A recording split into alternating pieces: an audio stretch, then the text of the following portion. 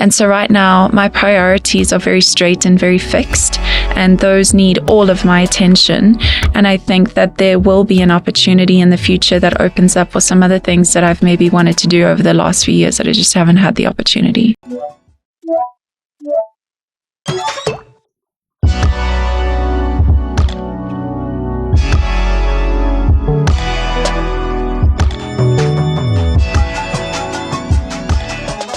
With all the work that you're doing and with the exposure that you have, what is it like raising kids? Do you try? I mean, I've seen some of the, what's happening with the kids on social media, but I'm sure that you try and do the raising of them away from that. But it's tricky for everybody in the world. It's tricky. We have made a conscious decision to no longer share, their faces, just to give them the privilege these days of privacy as much as possible. And I also just found that a lot of people, adults especially, were asking, our kids for photos. And it's very strange for, a 7-6-year-old to be saying like, of course, they didn't make the choice about being and so out there. I think we realized what kind of impact that was having on them, and that's not fair. And so we've just kind of pulled back from that. But it is motherhood. I'm sharing my journey. Motherhood is a huge part of that journey. And so in a way that is really honoring and protective of my children, I am sharing it, yes. Getting them through school, getting them up in the morning. Sure. I don't have kids, but I imagine that's the real hard work, right? It's an everyday struggle, truly. And I have to remind, especially my 8-year-old, you still got 10 years to go, girl. So, there's no point in complaining about it now. Still a long way ahead. You don't say to her, it's going to get a little bit more difficult before it gets easier. No, I think she'll realize that all by herself. She doesn't need to be hearing that from me in the morning on the way to trying to emotionally and mentally prepare for a day at school. And I guess kids usually as well sometimes never listen to their parents. They have to, as you say, go through it themselves. Yeah. That becomes its own challenge. Yeah. If you were saying to, as I say, saying to someone in South Africa, what does the next period look like? You've spoken about your faith. You've spoken about the work that you're doing. What level of positivity do you have?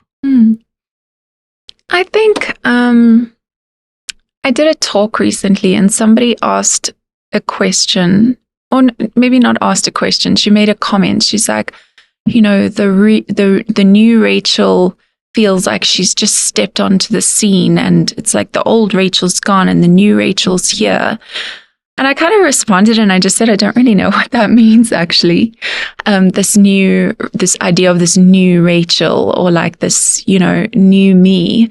I feel that, every part of my journey in the past has played a role in who I am today.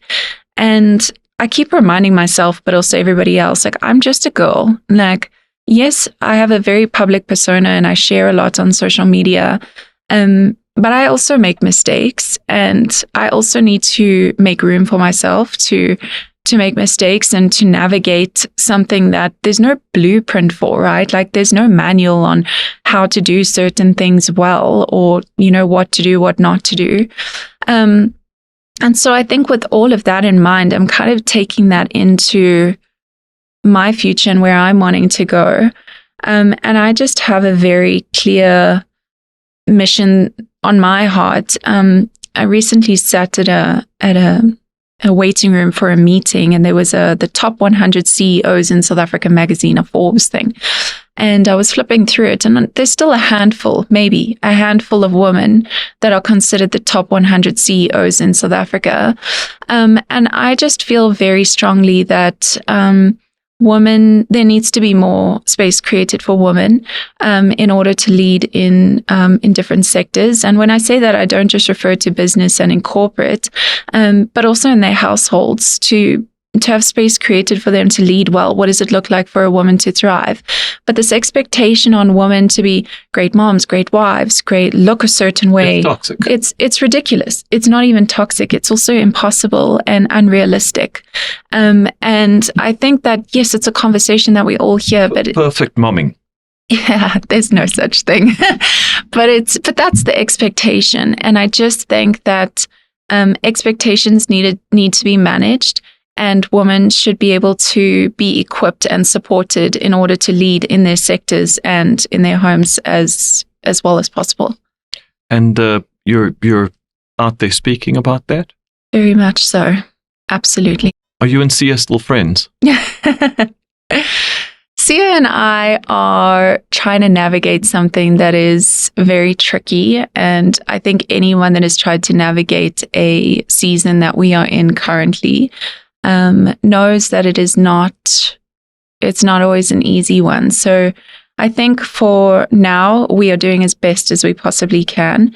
And that in the future, we will absolutely find a beautiful relationship and co-parent our children as best as possible. If you look back, though, at that element of your life, and the fact, as I say, that when I was looking at the dates, it kind of coincided with the growth of social media. There was lots of you moved from Facebook, you moved to Instagram. The world changed. You've now got TikTok, right? Would you have looked back and said, actually, I'm not going to do the social media thing? No, I don't think so. I think that what I've been able to do and achieve through social media has allowed for a very strong message to come through and a lot of my purpose to be shared and kind of lived out. Sure. Other than the family, the social media, when you have time alone, do you sit down and kind of map the future, or do you just switch on the television and watch reruns of Friends? I've never watched Friends. And that makes two of us. Well, in my case, reruns of Big Bang Theory. Yeah. When I'm alone and I have a bit of time, I love working out, so exercising as much as possible, and then journaling. I've started journaling again, a lot of reading. So I think just really enjoying quiet time, and instead of spending time scrolling and consuming everybody else's life and things, really just investing in myself and my peace and my capacity. So journaling's quite an introspective, because you can look back at it in 3 to 5 years or even 10 years time and see the type of individual you were then versus the type of individual you are now. Do you think that that's just a natural course of your own evolution as you grow older, or would you have wanted it to do it before and you were just too busy? Yeah, I actually always journaled from 9 years old. I was in a bus accident where I lost a friend when I was 9, and one of my friends was in the accident with me. Her mom actually gave me a little lock and key diary. And so I've been journaling for many years, and it always is very interesting kind of going back and reflecting on, all the different things that, and it often is, it's not really the mundane moments that you journal about, it's the highs and the lows. And so it's always interesting to reflect and go back and see like how much you've accomplished and kind of journeyed through. We spoke earlier about what you're trying to achieve, the work that you want to do. As you say, you don't necessarily have to do good work under a banner. You can find other organizations that you can partner with. You can do it on your own. Any desire to kind of go back to study, those sorts of things? Or at this stage, you're just saying, I just want to kind of get through this, and then I'll have plans in the long run. Yeah, I think when it comes to studying, I was never an academic at school. But, it could be studying anything. It could be.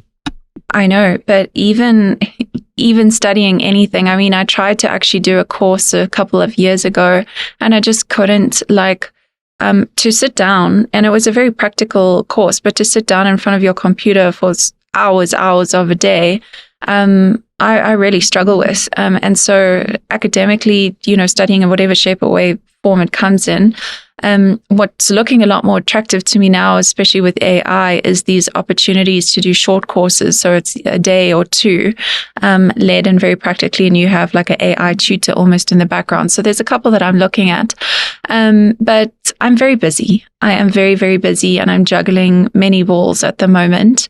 And so I think I'm not a halfway kind of person. Like, I'm not going to commit to something half-assed. I'm either all in or I'm all out. Sure. And so right now my priorities are very straight and very fixed, and those need all of my attention.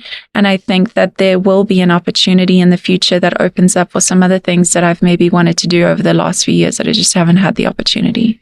And if another media opportunity grew out of the social media, would you look at that? Such as? Television. I don't know. I think that at some point in the future, probably not in the near future, but in, further down the line, I actually would love to live privately and just kind of come off all of it. I don't know that it's kind of like a long-term vision for me. Right now in the season that I'm in, and kind of the vision that I have for in philanthropy, but in female spaces as well, I'm quite clear, and that does require like a platform.